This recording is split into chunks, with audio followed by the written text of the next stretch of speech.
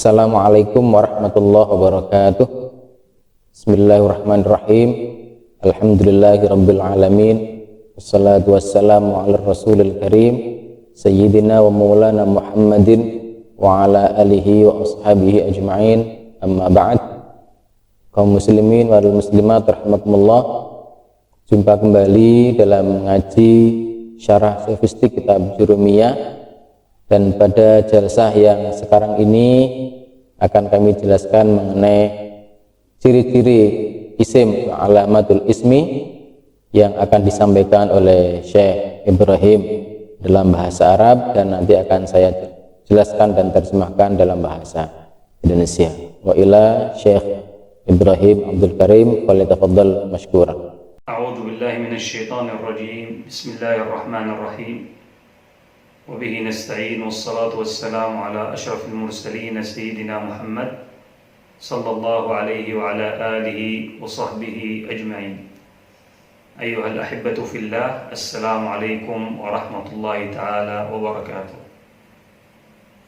درس جديد في شرح كتاب منية الفقير المتجرد وسيرة المريد المتفرد للشيخ عبد القادر الكهن، وهو كتاب يشرح متن الآجرومية في علم النحو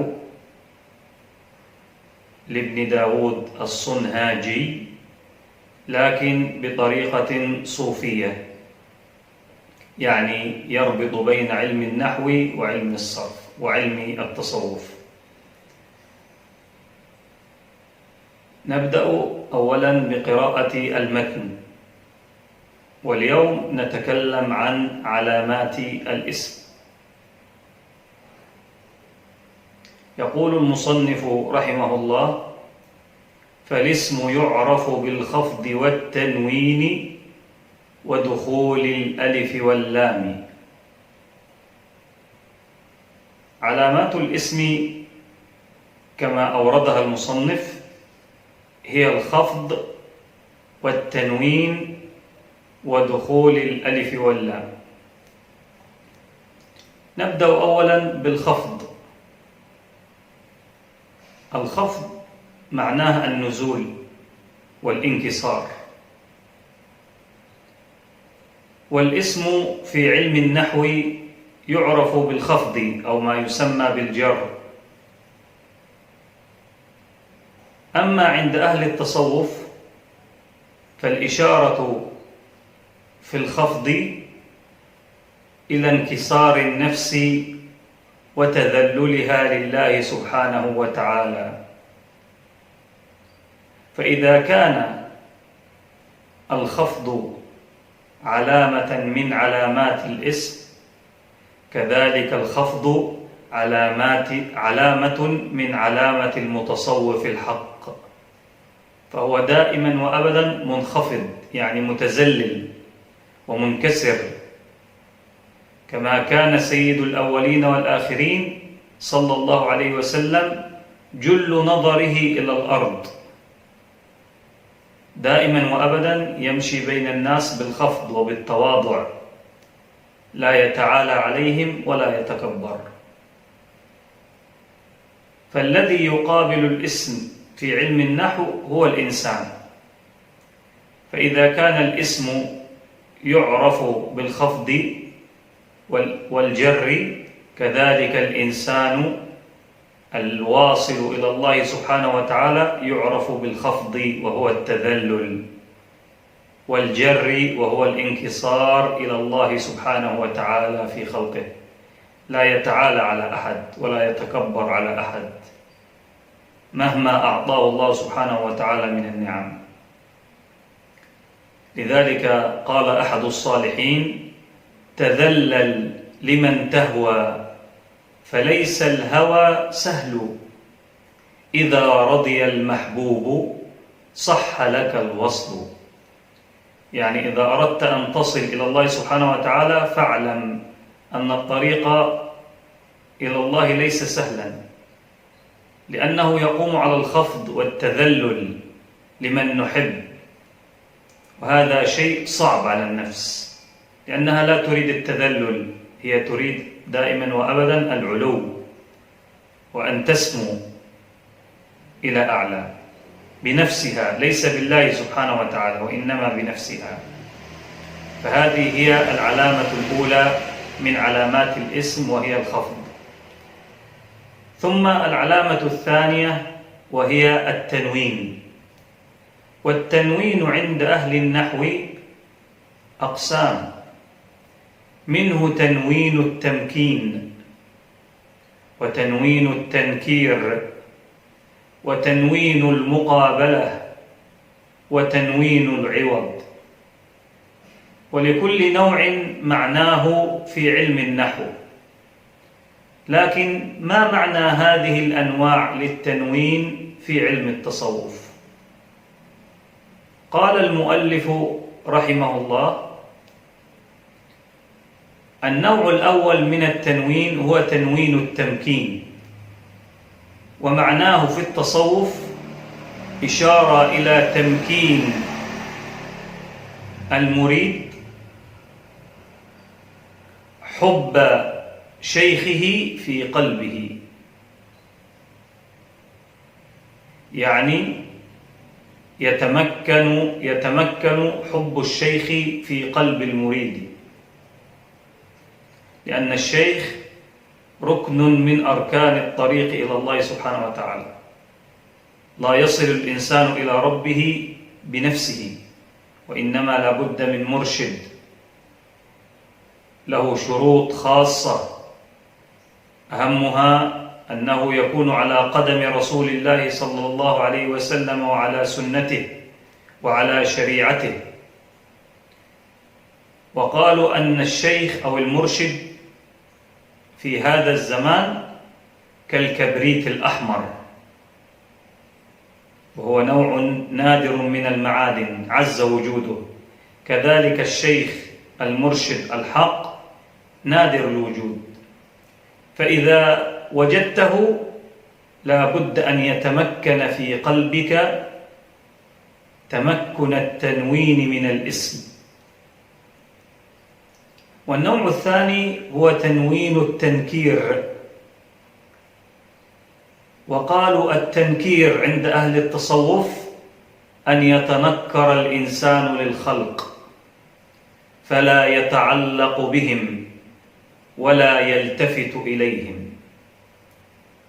وليس معنى هذا أن يختلي الإنسان بنفسه ويعيش منفردا، ولكن يخالط الناس ولا يتعلق بهم، يعيش معهم وينكرهم كأنه لا يعرفهم. هذا كله بالقلب. ورحم الله السيدة رابعة العدوية شهيدة العشق الإلهي حين قالت: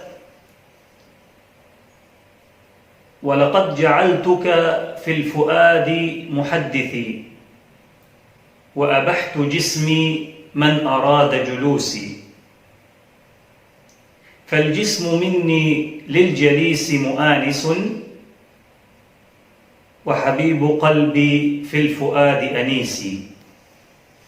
هذا خلاصة التنكير، يعني الإنسان بجسمه بين الناس لكن بقلبه مع الله سبحانه وتعالى. أما النوع الثالث من أنواع التنوين وهو تنوين العوض. ومعنى العوض يعني يقترب من معنى المبادلة. فقال أهل التصوف أن العوض في علمهم وفي إشاراتهم وأن يبدل الإنسان السيء بالحسن،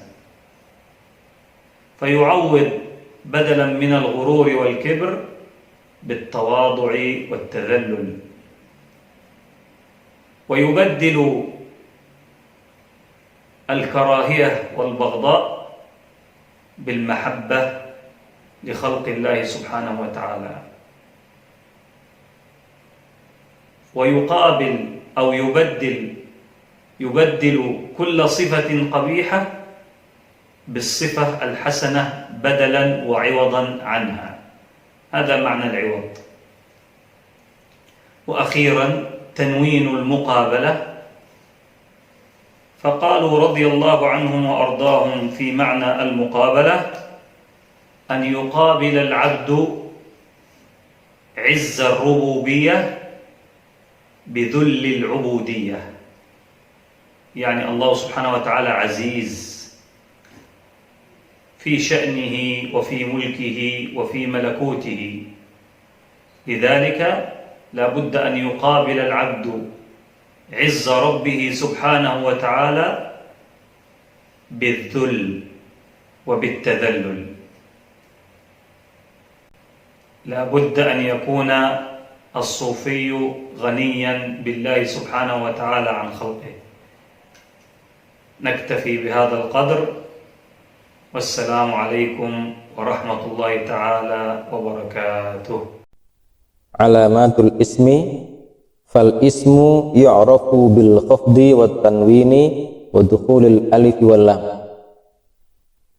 Secara nahwu dijelaskan bahwa isim itu dikenali dengan satu i'rab khafd, yang kedua adalah tanwin, yang ketiga masuknya al pada kata tersebut.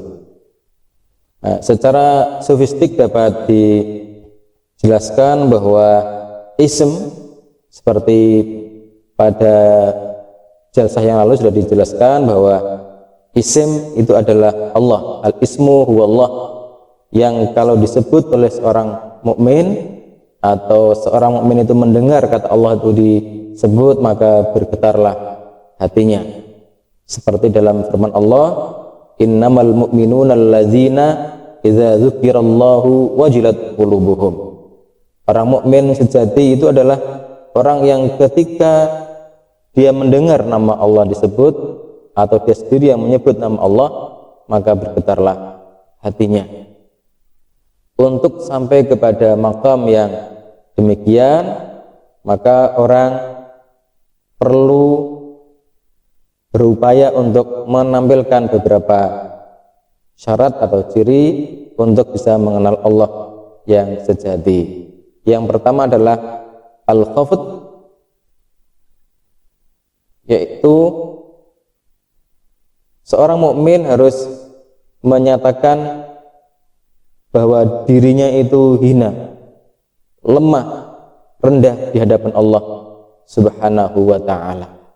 Karena memang kenyataannya demikian, tidak ada yang bisa dilakukan kecuali atas pertolongan dari Allah Subhanahu wa ta'ala. Perasaan rendah, perasaan lemah, perasaan hina di hadapan Allah itu akan membuat seseorang tidak menghinakan orang lain. Nabi memberikan pelajaran, ma tawaddu'a ahadun illa rafa'ahullah. Sesungguhnya orang yang tawadhu itu justru akan dinaikkan derajatnya oleh Allah Subhanahu wa ta'ala. Sehingga ciri yang pertama untuk bisa mengenal Allah itu adalah dengan cara merendah, merasa lemah, merasa hina di hadapan Allah Subhanahu wa ta'ala. Lalu yang kedua adalah tanwin. Dalam pembahasan ilmu nahwu, tanwin itu ada beberapa macam. Yang pertama yang disebut dengan tanwin tamkin. Apa itu? Tamkin itu artinya adalah suhbatul arif alladzi yumakkin min syuhudil haq. Menyertai orang-orang yang arif, menyertai orang-orang yang soleh, agar dia mendapatkan pelajaran, memperoleh bimbingan untuk bisa menyaksikan yang sebenarnya. Untuk bisa mengenal Allah, maka dalam latihan orang perlu bersama orang-orang yang soleh, orang-orang yang memang arif billah, yang tentu ini merupakan syarat yang penting bagi seseorang untuk bisa menjalani laku agar betul-betul bisa merasakan kedekatannya kepada Allah Subhanahu wa ta'ala. Tanwin yang kedua dalam ilmu nahwu itu disebut dengan tanwin tangkir. Tangkir itu apa? tangkir adalah tangkir ibadati ghairillah. Seorang mukmin untuk bisa mengenal Allah, maka dia harus mengingkari untuk menyembah selain Allah Subhanahu wa ta'ala. Tidak ada ketaatan yang mutlak kecuali hanya kepada Allah Subhanahu wa ta'ala. Yang dia jumpai di dunia sesungguhnya semuanya adalah wasilah menuju Allah Subhanahu wa ta'ala. Kalau seseorang itu sakit lalu kemudian berobat, maka bukan meyakini bahwa obat itulah yang menyembuhkan, tetapi lewat obat itulah Allah memberikan kesembuhan. Jika seseorang itu taat kepada pimpinan, sesungguhnya taat yang dia lakukan itu adalah taat dalam bekerja yang tidak boleh melanggar ketaatan kepada Allah Subhanahu wa ta'ala. La ta'ata li makhluqin fi ma'siyatil khaliq, itu yang harus dipegang untuk menyatakan bahwa taat yang sejati itu hanyalah kepada Allah Subhanahu wa ta'ala. Taat hanya kepada Allah bukan berarti orang harus mengasingkan diri, bukan, tetapi tetap bergaul dengan orang lain, tetapi pergaulannya adalah dalam rangka untuk saling menasihati, saling berwasiat, saling membantu, yang semua itu bisa mendekatkan kepada Allah Subhanahu wa ta'ala. Tanwin yang ketiga disebut dengan tanwinul iwad. Iwad itu apa? Iwad secara arti adalah mengganti. Mengganti itu apa? Dalam bahasan tasawuf, iwad itu dijelaskan dengan iwadul asya al-qabihah bi'addadiha. Mengganti sifat perbuatan yang jelek dengan sebaliknya.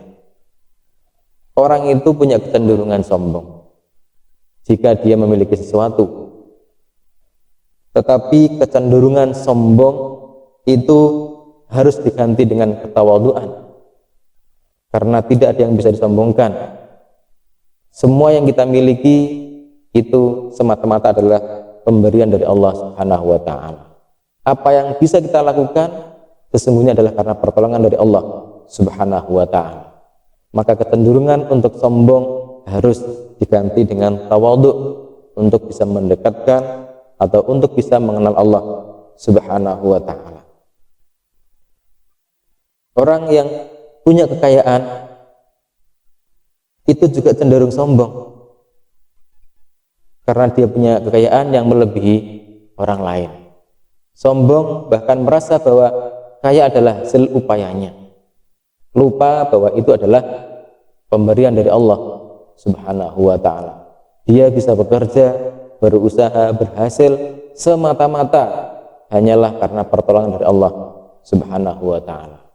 Sehingga kekayaan yang mendorong untuk sombong tadi itu harus segera disadari dan dirubah pola pikirnya, pola pikir kebutuhan kita secara mutlak kepada Allah Subhanahu wa ta'ala. Hanya karena pertolongan Allah lah seseorang itu bisa menjadi kaya.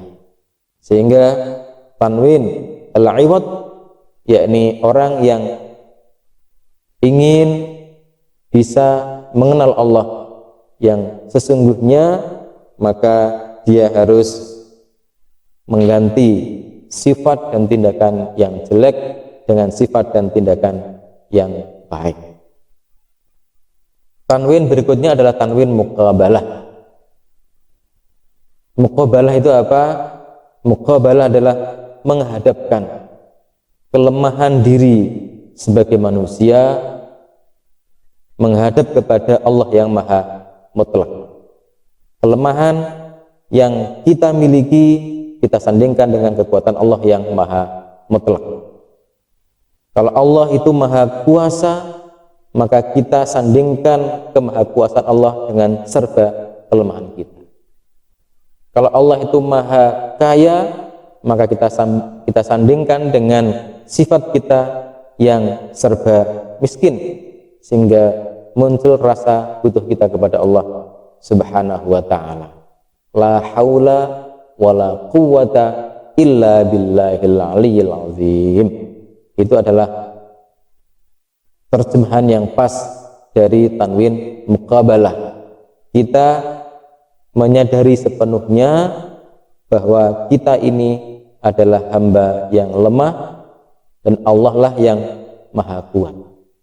Menyandingkan keserba lemahan kita dengan serba kekuatan Allah, itulah yang bisa mengantarkan seseorang untuk bisa mengenal Allah dengan cara yang sesungguhnya.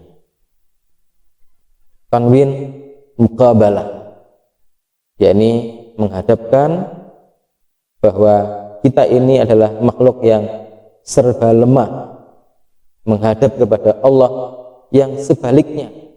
Kalau kita serba lemah, maka Allah yang serba kuat. Nah, kalau itu yang dimiliki oleh seseorang, maka rasa sombong, rasa kuat, rasa merendahkan orang lain, rasa melemahkan orang lain itu tidak ada, karena ketika seseorang itu memandang orang lain, itu adalah memandang kelemahannya sendiri.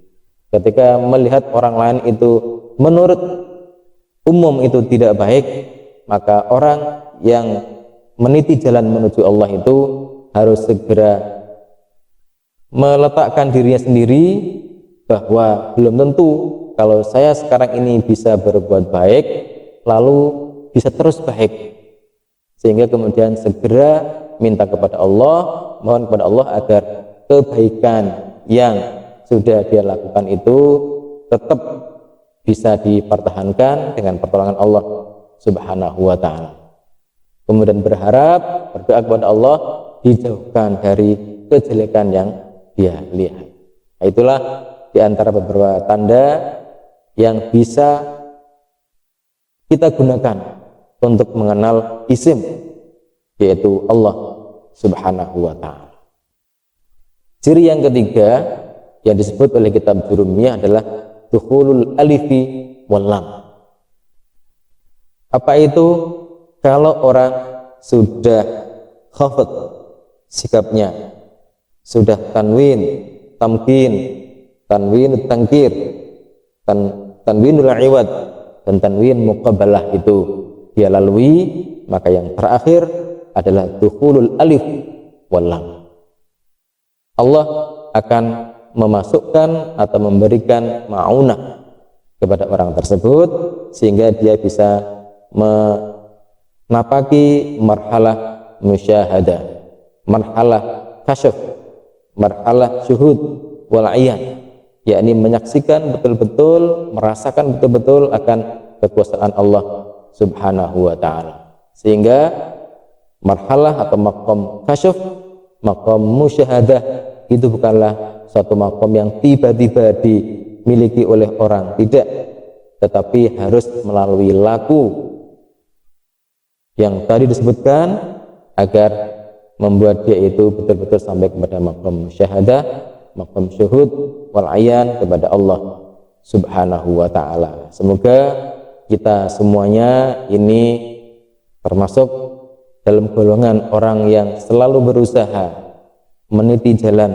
untuk bisa mengenal Allah yang sesungguhnya, sehingga kita tergolong dalam firman Allah, innamal mu'minuna alladzina idza dzukirallahu wajilat qulubuhum. Ketika kita menyebut atau mendengar asma Allah disebut, maka bergetarlah hati kita, bergetar untuk melaksanakan perintahnya dan bergetar untuk meninggalkan larangannya. Demikian, semoga bermanfaat. Assalamualaikum warahmatullahi wabarakatuh.